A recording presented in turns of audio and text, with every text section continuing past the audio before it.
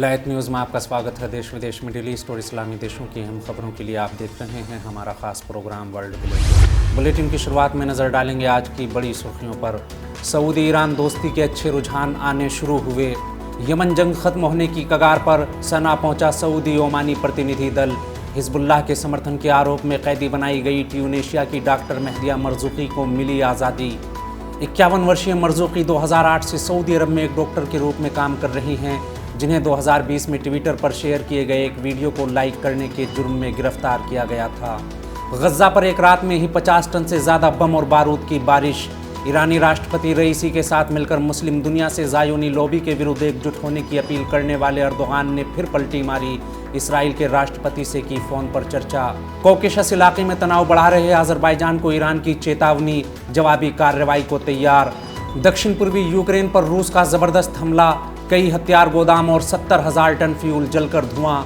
चाड ने जर्मनी के राजदूत को देश से निकाला। अमेरिका और इसराइल के रिश्ते अपने बदतरीन दौर में। इसराइल में जारी विरोध प्रदर्शन की कमान मोसाद के हाथ। नेतन्याहू के खिलाफ 1,30,000 से ज़्यादा लोग सड़कों पर उतरे। अब अमेरिका से आ रही एक बड़ी खबर पर तफसील से बात करेंगे। अमेरिका के 48 राज्यों में ज़ोंबी का आतंक, जवान बन रहे हैं ड्रग्स का शिकार।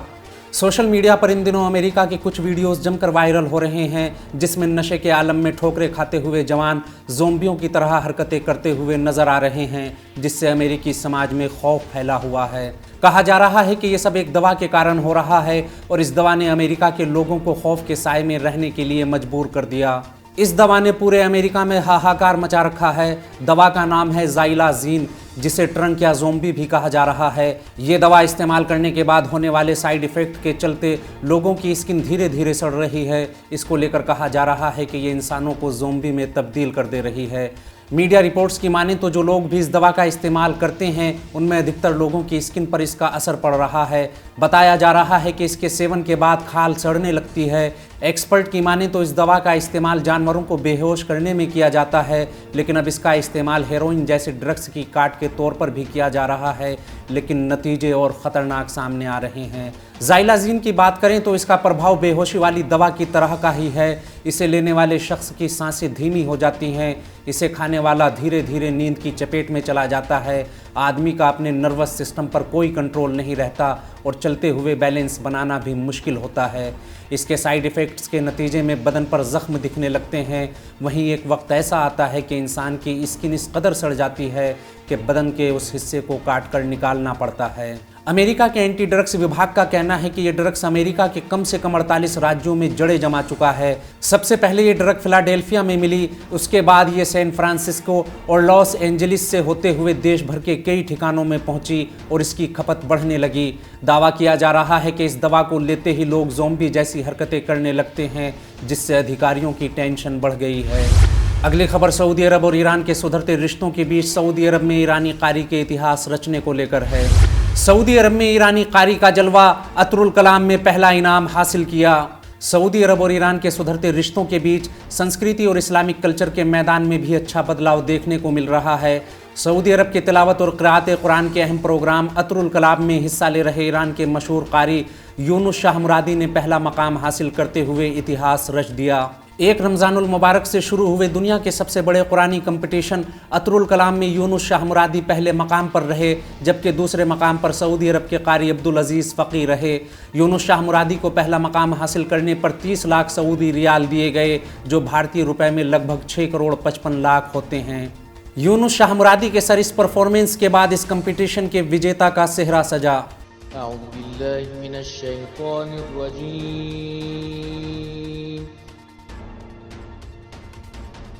बिस्मिल्लाहिर्रहमानिर्रहीम। इन्ना फतहना लक फतहम मुबीना लियग़फ़िर लक अल्लाहु मा तक़द्दम मिन ذنبك وما تأخر ويتم نعمته عليك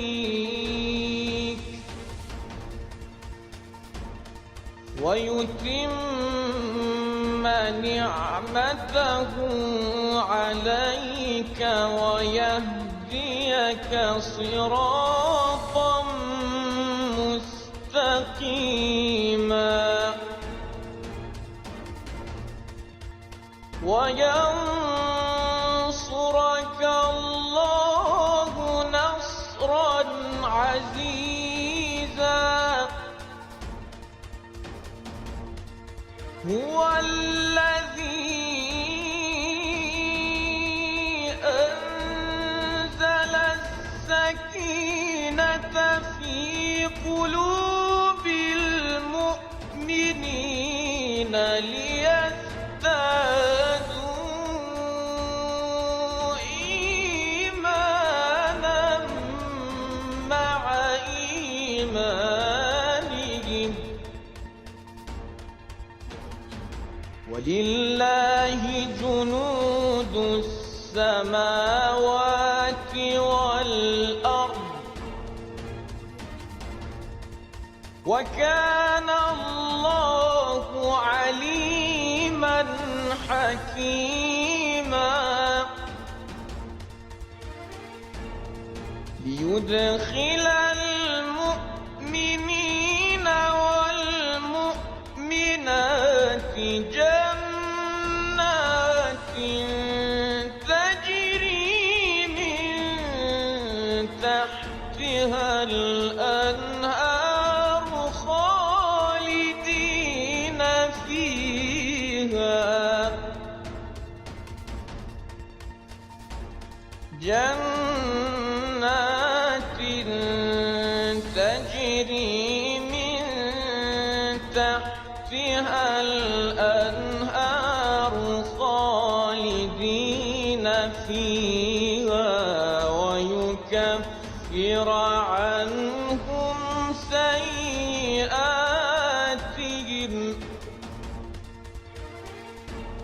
وكان ذلك عند الله فوزا عظيما صدق الله العظيم। आज के बुलेटिन में फ़िलहाल इतना ही। देश विदेश, मिडिल ईस्ट और इस्लामी देशों की अहम खबरें जानने के लिए विलायत न्यूज़ से जुड़े रहिए।